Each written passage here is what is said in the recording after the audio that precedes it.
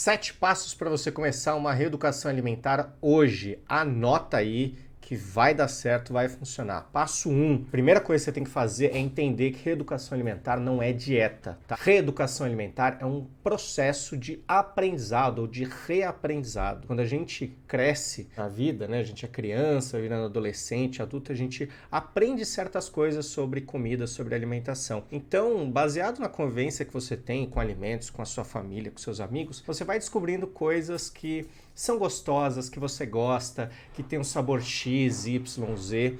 E isso tudo vai ficando na sua cabeça, né? Você vai aprendendo isso. Então, a reeducação alimentar é uma oportunidade de você rever algumas coisas. Então, você vai reexperimentar alimentos que você já tinha comido, você pode tentar criar outra relação com alimentos que já estavam na sua vida.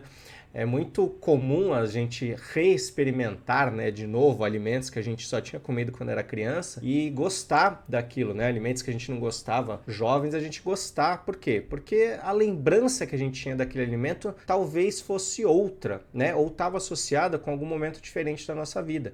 Então, esse processo de reaprendizado, ele envolve erros, envolve acertos, envolve tempo, envolve paciência. O nosso paladar, ele é muito moldável e ele é muito adaptável. Pessoas que mudam de país, elas muitas vezes têm dificuldade em relação à alimentação, mas também, por outro lado, muitas pessoas acabam conhecendo novos gostos e aprendendo a gostar de comidas que elas nem imaginavam. Tem toda uma quantidade absurda aí de reality shows de pessoas que viajam o mundo provando comidas diferentes que está aí para provar. Isso super acontece. Então, reeducação alimentar não é uma dieta. Reeducação alimentar é simplesmente você reaprendendo sobre alimentos. Todo mundo deveria ter essa oportunidade de reaprender, aprender cada vez mais sobre as coisas que a gente come. O passo 2 é começar a tirar a emoção do lance e colocar dados em jogo. Uma coisa que funciona muito é você anotar o que come. Não é à toa que tantos nutricionistas pedem para a pessoa descrever tudo que comeu no dia anterior, quando você vai fazer uma consulta. Só que eu quero que você faça isso realmente com base em dados, tá? Porque a gente tende a errar muito se a gente não usa dados.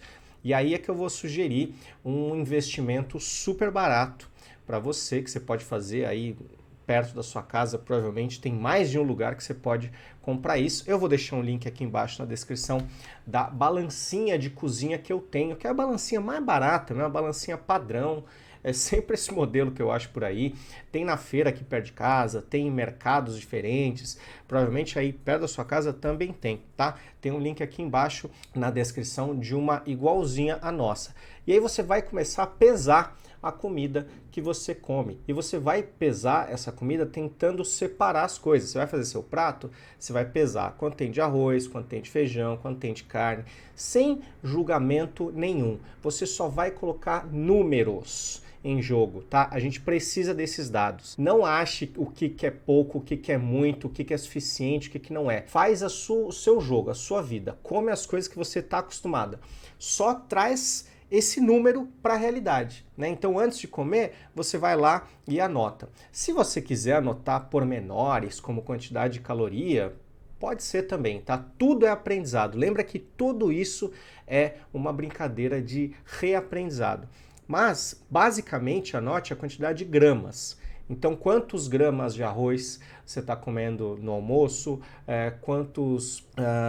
De repente você vai comer um café da manhã, não precisa ser gramas de pão. Se você quiser, melhor, né? 1 grama de pão francês, um pão francês com 50, 60 gramas. Você pode botar um pão francês também, né? O tamanho médio ali, não precisa ser gramas em tudo. Pode ser em quantidade, 2 fatias de queijo, um copo, que você sabe o tamanho que é o copo de leite, de chá, de café, de suco, tá? Vai anotando, tenta transformar essa memória que você tem das coisas que você come no dia em dados, em números, tá? Em quantidades, para a gente poder manipular isso mais para frente, tá? O passo 3 é começar a colocar outros dados em jogo, seus dados também. E aqui eu vou relembrar uma coisa que eu sempre sugiro, é que se você pode, você faça uma avaliação física, né, com um nutricionista, com uma academia, tem plano de saúde que às vezes oferece uma avaliação física para fazer, né, pode ser uma avaliação de bioimpedância, por exemplo, para você trazer dados do seu corpo de hoje, como estamos em termos de percentual de gordura, percentual de massa magra, quantidade de água, esse tipo de informação, né, para a gente ter um ponto de partida, para a gente conseguir ver se aquilo vai, como que aquilo vai progredir. Né? Se você não pode fazer uma avaliação física, a minha sugestão é que você use realmente uma balança, né? Pessoas que me seguem há mais tempo sabem que eu não gosto muito de usar balança, porque no nosso peso cabe tudo, né? Nosso peso numa balança, ele está medindo massa gorda, massa magra, água, peso dos órgãos, então fica difícil da gente avaliar, por exemplo, se a gente está emagrecendo, né? Se a gente está perdendo gordura do corpo, porque a balança só dá um número. A avaliação física é mais precisa. Mas se não dá para fazer a avaliação física, não tem problema. Você usa os dados da balança, né? Que você vai ter ali o peso, e você também pode usar medidas, né? Você pode tirar medidas aí do seu corpo, das partes do corpo que de repente interessem mais. E é fácil descobrir, você vê no Google, né? Como tirar medidas do abdômen, como tirar medidas do quadril, mas é importante você transformar o que você está vendo hoje no espelho em dados, tá? Porque o espelho também engana, o espelho tem muita emoção. Pessoas que têm corpos que a gente poderia considerar totalmente dentro do padrão, muitas vezes elas não se enxergam como tal. Então, de novo, para fazer uma reeducação alimentar, a gente precisa usar dados, tá? Essa reeducação alimentar, ela pode ajudar a gente a ter mudanças corporais ou até uma manutenção, né? Se é isso que a gente quer hoje, mas para isso, de novo, é importante a gente não só confiar em emoções, né? Confiar em gostos, em sensações. Será que eu tô com fome? Será que eu não tô? Será que no espelho hoje eu tô bonito ou não? Será que aqui eu tô mais inchado, mais menos inchado? Então, dados, tá? Dados, passo 2 foi dados da comida do que você come, passo 3, dados do seu corpo. O passo 4 é um passo que às vezes as pessoas não entendem no começo, mas depois que eu sugiro elas colocam em prática, elas entendem. Antes de mudar qualquer coisa na sua alimentação, você não vai mudar nada, você vai fazer isso. Se você quer emagrecer, você vai diminuir 10% de quanto você come. Nessa altura, você já sabe ali em termos de quantidade, quanto você come no café da manhã, quanto você come no lanche da manhã, no almoço, no lanche da tarde, na janta, na ceia. Então assim, 10%. Não é 10% em todas as refeições. Pega tudo que você come, imagina que está tudo dentro de uma cesta. Você vai tirar 10%. Às vezes esse 10% é metade de um pão que você come à tarde. Às vezes esse 10% é uma colherada a menos de arroz no almoço. Às vezes esse 10% vai ser deixar de tomar aquele leite à noite que você toma antes de dormir. 10%, não mais do que isso, só 10%. E se você quiser ganhar peso, né, se você estiver no processo aí de tentar ganhar massa magra, aí você faz o contrário, você coloca 10% a mais, tá bom?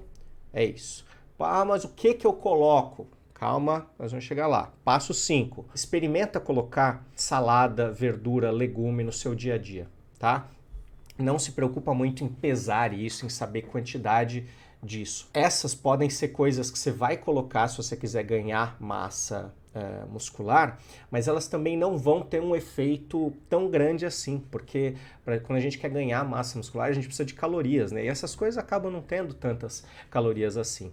Então, você pode incluir uma salada com um peito de frango, por exemplo, que daí vai te ajudar a ganhar massa muscular, ou uma salada com alguma outra fonte de proteína, pode ser ovos, pode ser, não precisa ser junto à salada, você pode comer iogurte, você pode colocar alguma coisa a mais, né? Carboidrato também, dependendo, assim, não é todo mundo que está exagerando no carboidrato. Muita gente morre de medo de carboidrato porque acha que todo mundo come carboidrato em excesso. Tem gente que come pouco carboidrato. Tem gente que a hora que começa a ser orientado ali para comer carboidrato, você vê que a pessoa incha e ela incha de ficar musculosa, porque a gente tem reserva de glicogênio que vem da nossa ingestão de carboidrato dentro dos músculos. Então o músculo sem carboidrato é um músculo mais fraquinho, né? O músculo não é só proteína, como muita gente imagina. Então você pode incluir carboidrato, pode incluir proteína, se você estiver querendo ganhar massa muscular, mas querendo ganhar massa muscular ou querendo emagrecer, você pode incluir salada, verdura, legume ao longo do seu dia. Por quê? Porque essas são coisas que têm uma quantidade muito baixa de caloria e são nutricionalmente excelentes em termos de vitaminas e minerais. Essas coisas também ajudam muito a dar saciedade. Então é muito bacana a gente incluir verdinhos, amarelinhos, roxinhos, verde escuro, verde claro, tudo que for mais colorido para a gente enriquecer o nosso corpo, a nossa alimentação. Esse vai ser o passo 5. Ao longo do tempo, algumas pessoas vão reparando que naturalmente, conforme você vai incluindo essas coisas, você acaba diminuindo outras. Então, para quem está em processo de emagrecimento, muitas vezes a pessoa fica na cabeça que comer salada emagrece. Não é só que comer salada emagrece, porque a salada ela não vai sugar a sua gordura. É porque ao comer salada, ao incluir vegetais, legumes, verduras, você fica saciado e acaba não incluindo outras coisas que são mais calóricas no seu dia. E aí você pensa no passo 6, que é sempre ter água disponível no seu dia, sempre. Anda com a garrafinha para lá e para cá, ou fica de olho onde tem um bebedouro, onde tem uma água que você pode ir ali dar uma bicadinha ou comprar. Quando a gente tem sede, muitas vezes a gente confunde essa sede com fome. E aí o que a gente faz? A gente vai comer, só que a gente não precisava comer, a gente não precisava de calorias extras no nosso corpo.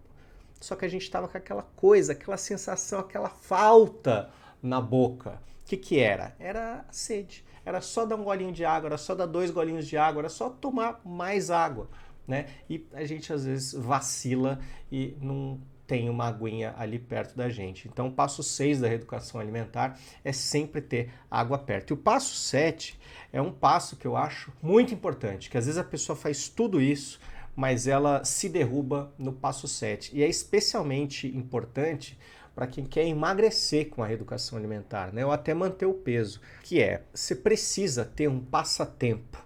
Por quê? Porque às vezes a gente está entediado e a gente vai fazer o quê? Vai comer. Tem gente que associa de maneira exagerada comida a prazer. Então, ela tá se sentindo para baixo, ela vai comer. Ela tá se sentindo entediada, ela vai comer. Ela tá se sentindo com raiva, ela vai comer. Se você tem algo ali para substituir a comida naquele momento, isso pode ajudar muito. Esse passatempo, cara, eu já vi funcionar. Às vezes pode ser um joguinho no celular. Esse passatempo pode ser ir no WhatsApp falar com alguém. Esse passatempo pode ser você colocar alguma coisa para rodar no computador, se você é uma pessoa que trabalha ali na frente da tela, no home office, você pode deixar alguma coisinha rolando. Esse passatempo pode ser ouvir músicas. Esse passatempo ele pode, para cada pessoa, ser uma coisa diferente, né? Se você trabalha numa empresa, pode ser levantar e dar uma caminhada. Tirar ali 2 minutinhos para relaxar, pode ser dar uma alongada, pode ser o passo 6, né? Você levantar, dar uma alongada, ir até o bebedouro, tomar uma aguinha. Mas é importante que o foco ele saia da comida. Se questiona isso, eu tô com fome? Tá na hora de comer? Eu tenho horário certo? Eu tô no meu horário que eu combinei que eu ia comer? Não pode cada dia comer no horário. Fica mais fácil a vida quando a gente tem horários certinhos. Isso tudo vai deixando mais automático e vai deixando a gente menos à mercê de comer sem ter fome, sem precisar. Se você aplicar esses 7 passos, e conta aqui nos comentários depois como é que foi, eu vou ficar muito feliz de saber. Se você quiser, me conta também lá pelo Instagram. Se você acha que alguém vai gostar de seguir esses 7 passos aí, manda o vídeo para a pessoa. Um beijo para você, não esquece o link da balancinha, tá aqui embaixo na descrição. Eu realmente recomendo porque ajuda bastante.